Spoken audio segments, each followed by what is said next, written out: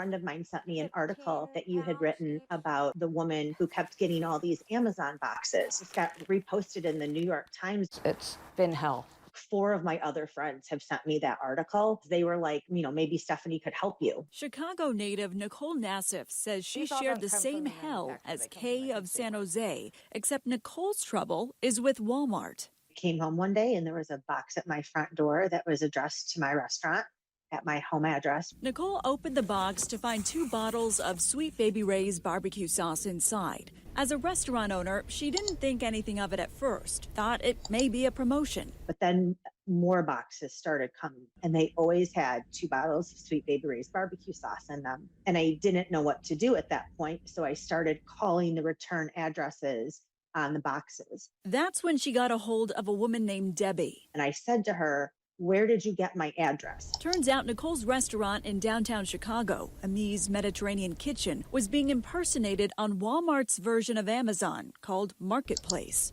Similar to Kay's situation, the fake account listed Nicole's home address on the return label and the website. So instead of car seat covers, Nicole was getting bombarded with barbecue sauce. There was a lot of confusion, and I'm having a hot flash right now. The hot flash not from the barbecue, but from Walmart's response, or should I say lack thereof. Nicole says she first notified the company by calling several times on March 26. She says that was followed up by dozens of emails and follow-up calls, mainly on hold with Walmart customer service.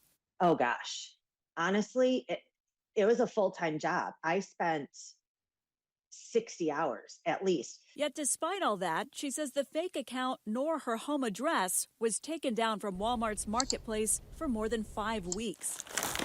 So like Kay's experience with Amazon, she was left waiting. Meantime, the packages kept coming. Or in Nicole's case, the sauce, which may just seem like a tasty problem to have. But Nicole became more concerned about safety and the impact this fake account could have on the brand of her restaurant, especially when this happened. Oh my gosh, I forgot about this part. I got a cease and desist letter from Ricola because Ricola, the candy, Ricola, apparently this person sells Ricola on that site. The Swiss company accused her of violating Ricola's intellectual property and impermissibly distributing its products on Walmart's platform when it wasn't even her. It was crazy. I mean, honestly, it was nuts for a minute. I was like, what in the hay is going on?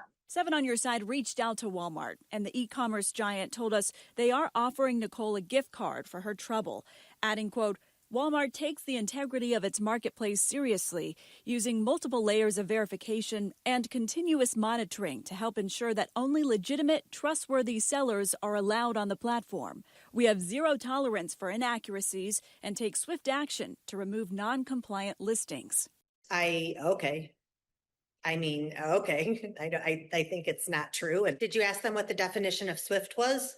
The so-called swift action clearly did not work for both Nicole and Kay. The question is why?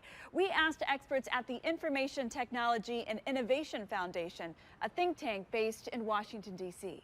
Eli Clemens is a policy analyst for the group. He explains most return policies for overseas vendors selling on U.S. marketplaces online have 3 options: a prepaid international voucher, a no-return full refund, or listing a U.S. address for returns.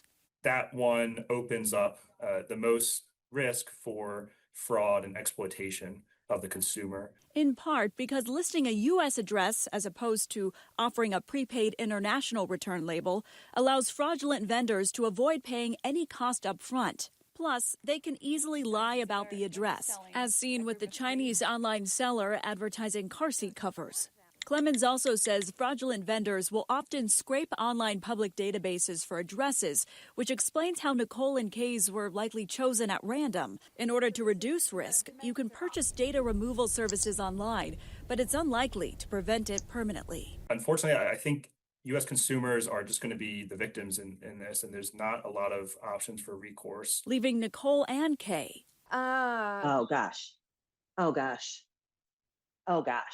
And some of her neighbors who are so fed up they won't even answer the door, just deterring deliveries with no return signs, just hoping they're not picked again. For 7 on Your Side, I'm Stephanie Sierra, ABC 7 News.